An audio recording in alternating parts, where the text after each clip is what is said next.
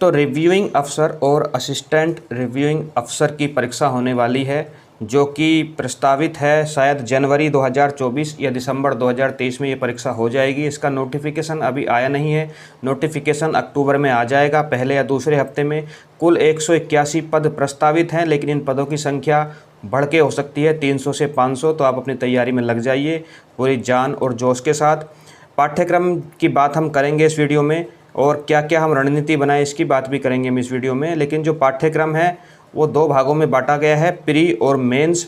यानी पहले प्रारंभिक परीक्षा होगी, प्रारंभिक परीक्षा को पास करने वाले विद्यार्थी ही मेन परीक्षा को देने में जो है संभव कर पाएंगे, वही जो है मेंस परीक्षा को दे पाएंगे। क्वालिफ़िकेशन चाहिए इसके लिए, स्नातक होने चाहिए, आप ग्रेजुएट होने चाहिए। और ग्रेजुएशन के साथ साथ अगर यहाँ पे आरओ एआरओ में कोई स्पेशल पोस्ट आई है तो उसके लिए स्पेशल क्वालिफ़िकेशन चाहिए। जैसे कुछ पोस्ट के लिए कॉमर्स में आपको ग्रेजुएशन होना चाहिए, कुछ पोस्ट हैं जिसमें आपको अकाउंट्स में ग्रेजुएशन मांगी जाएगी, और कुछ पोस्ट हैं जिसमें आपको कंप्यूटर की क्वालिफ़िकेशन भी मांगी जा सकती है। तो अलग अलग पोस्ट के लिए अलग अलग क्वालिफ़िकेशन है, लेकिन स्नातक तो कंपलसरी ही है।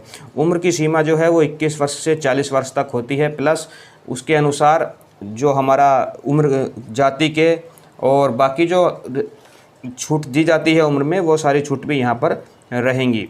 अब देखिए, प्रारंभिक परीक्षा जो है उसमें केवल एमसीक्यू आते हैं, प्रारंभिक परीक्षा में केवल एमसीक्यू ही आते हैं। और प्रारंभिक परीक्षा होती है 200 नंबर की, 200 नंबर का प्री का एग्ज़ाम होता है। उसमें जनरल स्टडी के 140 क्वेश्चन होते हैं, हर एक क्वेश्चन 1 नंबर का होगा, मतलब 140 क्वेश्चन तो जनरल स्टडी से हो गए।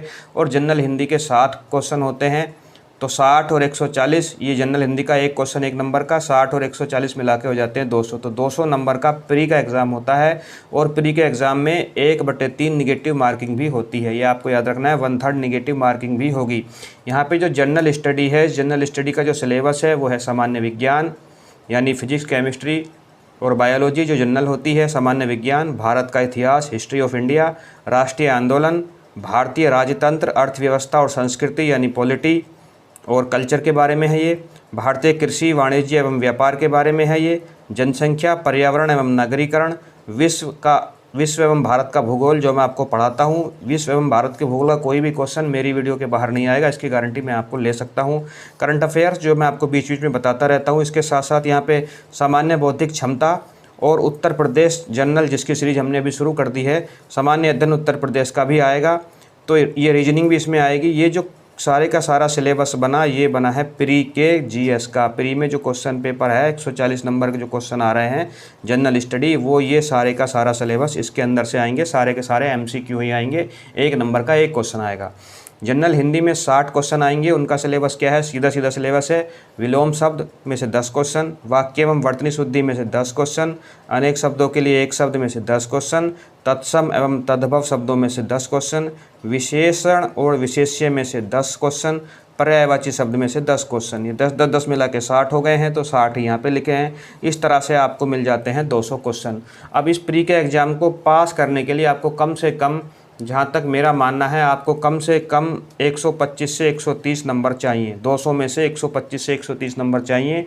और इन 130 में से भी हिंदी वाले पोर्शन में से जो 60 क्वेश्चन आ रहा है उसमें से आपके 50 क्लियर होने चाहिए, यानी 50 हिंदी में से और जनरल स्टडी में से 80। इस तरह से अगर आप कर पाएंगे तो आपका प्री का पेपर निकल जाना चाहिए। यानी आपको तैयारी करनी है कि जनरल हिंदी जो 60 नंबर की आएगी प्री में, उसमें से आपको 50 क्वेश्चन सही करने हैं, और जो जनरल स्टडी आ रहा है उसमें से आपको 80 क्वेश्चन सही करने हैं। इस तरह से अगर आपने किया तो आपका प्री का एग्ज़ाम निकल जाएगा। भूगोल तो भूगोल, करंट अफेयर्स और उत्तर प्रदेश का सामान्य अध्ययन तो मैं आपको पढ़ाता ही रहता हूँ, उससे बाहर कोई क्वेश्चन नहीं आने वाला है। बात करें मेंस एग्जाम की, तो मेंस का एग्ज़ाम 3 चरणों में होता है। एक सामान्य अध्ययन का एग्ज़ाम होता है, जनरल स्टडी फिर से आ गई है, जो 120 नंबर का होगा। उसमें सारे के सारे एमसीक्यू ही आएंगे, यहाँ पर भी एमसीक्यू आ रहे हैं। सिलेबस वही है जो प्री का है। तो देखिए यहाँ पे एक बहुत अच्छी बात है, जो प्री का सिलेबस है वही मेंस का सिलेबस है। ये जो सामान्य अध्ययन का मेंस एग्ज़ाम हो रहा है, इसका सिलेबस ये सेम है, तो मतलब प्री के साथ साथ आपकी मेंस की तैयारी भी हो रही है। बिल्कुल सेम सिलेबस है, 120 क्वेश्चन है, एक क्वेश्चन 1 मार्क्स का है, 2 घंटे का ये पेपर है। उसके बाद हिंदी, दूसरा जो पेपर है वो है हिंदी। हिंदी में क्या आ रहा है, हिंदी के पेपर को 2 चरणों में बांटा गया है, खंड 1 और खंड 2। खंड 1 में जो है सब्जेक्टिव क्वेश्चन आएंगे, उसमें आपको लेटर लिखने को आएगा और लेटर की टेबुलर फॉर्म लिखने को आएगी।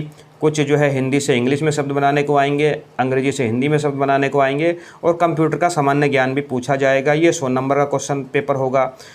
खंड 2 होगा इसका व्याकरण का, उसमें 60 सवाल आएंगे। वो 60 क्वेश्चन यही हैं, वही यही सिलेबस है सेम। तो जो प्री के 60 क्वेश्चन वाला सिलेबस था वो सेम सिलेबस यहाँ पर भी खंड 2 में व्याकरण के रूप में दिया गया है। तो जो आप प्री की तैयारी कर रहे हैं, मेंस की तैयारी आपके साथ में हो रही है। उसके अलावा हिंदी निबंध लिखने को आएगा, जो 3 विषय पर निबंध लिखने को आपको आएंगे। आपको 3 निबंध लिखने हैं। एक निबंध जो है वो 40 नंबर का होगा, 40 गुणा 3 ये हो गया आपको 120। इन सबको आप जोड़ लेते हैं तो 400 नंबर का मेंस का पेपर आपका बन जाता है। तो कुछ इस तरह से 400 नंबर का आपका मेंस का पेपर आता है, जिसमें पहला है सामान्य अध्ययन जो कि 120 नंबर का है। सिलेबस उसका सेम है, ये आपको जो दिखाई दे रहा है जो प्री में था। और हिंदी का जो खंड, हिंदी के दूसरा पेपर जो है हिंदी एवं सामान्य हिंदी एवं आलेखन, उसमें जो व्याकरण वाला पोर्शन है उसमें 60 सवाल है, उसका सिलेबस ये का यही है। बाकी जो खंड 1 है उसका सिलेबस हम देख लेते हैं। खंड 1 के सिलेबस में क्या क्या यहाँ पे पूछा जाता है, पिछले एग्जाम में क्या क्या पूछा गया है उसकी हम बात कर लेते हैं।